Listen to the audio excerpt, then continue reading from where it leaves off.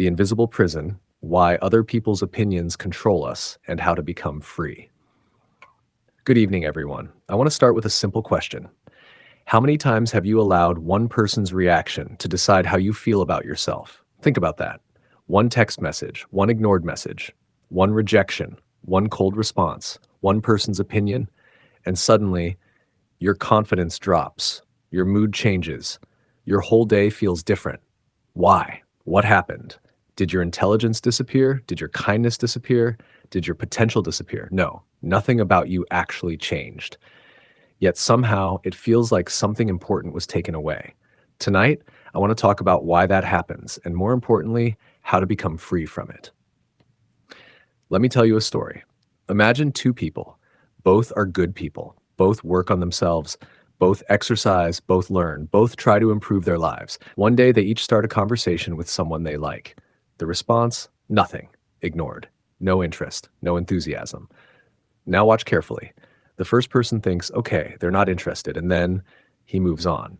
The second person thinks, was I boring? Did I say something wrong? Maybe I'm not attractive enough. Maybe I'm not good enough. Maybe people don't value me. And suddenly, his confidence crashes. Now here's the question.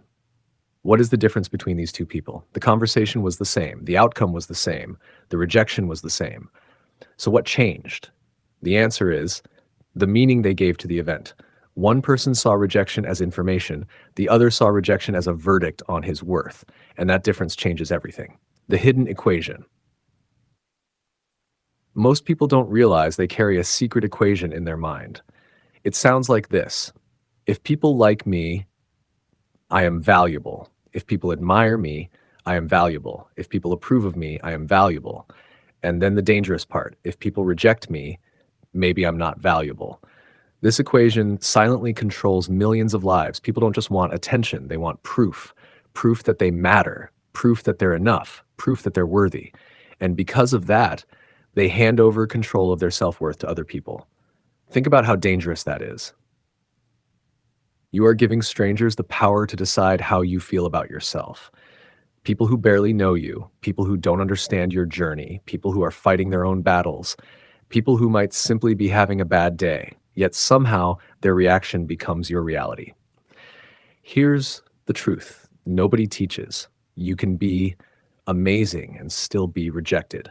You can be kind, you can be intelligent, you can be funny, you can be attractive, you can have a great heart, and still someone may not be interested, not because you're lacking, but because people have preferences. Let me ask you something. Do you want to be friends with every person on earth? No. Do you want to date every person on earth? No. Does that mean everyone else is worthless? Of course not. It simply means you have preferences, and so does everyone else. Yet when someone else exercises that same freedom, we often turn it into a personal attack. Why? Because we're not losing their approval. We're losing the story we hoped they would tell us about ourselves. And this is where the real pain begins. Most people think rejection hurts because of the other person. Not always. Often rejection hurts because it attacks an image we secretly hold. Maybe you believe, I'm interesting, then someone ignores you. Suddenly your brain whispers, maybe I'm not. Maybe you believe I'm attractive, then someone rejects you. Suddenly your brain whispers, maybe I'm not. The pain isn't coming from them. The pain is coming from uncertainty. The image you had of yourself is being challenged, and your mind doesn't like that. Now here's the deeper lesson. You cannot stop caring about what people think. Let's be realistic. You're human. Humans are social creatures. We all care. Even the strongest people care a little. The goal is not, I don't care about anyone's opinion. That's nonsense. The goal is, I care, but I am not controlled by it. That's maturity. That's emotional strength. That's freedom. Let me tell you what real confidence looks like. Most people think confidence means never feeling nervous, never feeling rejected, never doubting yourself. But that's not confidence. Confidence is something deeper. Confidence is walking into a conversation knowing they might like me, they might not. And either way, I will be okay. Think about that. Not because you're guaranteed success, but because your worth was never on the line in the first place. Here's a question that can change your life. After every interaction, most people ask, did they like me? Wrong question. That question makes your self-worth dependent on somebody else's response. Ask a better question. Ask, did I like how I showed up? Was I respectful? Was I genuine? Was I courageous? Because those are things you control. And when you build your identity on things you control, your confidence becomes stronger, more stable, more resilient. Let me give you a powerful image. Imagine your self-worth is a house. Most people build the house on sand. The sand is in compliments, likes, approval, validation, everything feeling until life sends a storm, one rejection, one criticism, one failure, and suddenly the whole house shakes because the foundation was weak. Now imagine building your house on rock. The rock is integrity, discipline, character, keeping your word, learning, growing, facing fears, treating people well. Now the storm comes, the rejection comes, the criticism comes, and yes, you feel it, but the house remains standing because your foundation wasn't built on applause.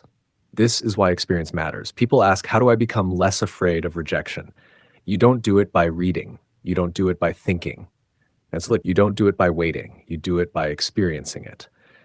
A person afraid of water becomes comfortable by entering the water, not by reading swimming books. Likewise, confidence grows through exposure, one conversation, then another, not because rejection disappears, but because your brain learns something important. I survived.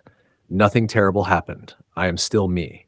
And every time that happens, fear loses a little more power.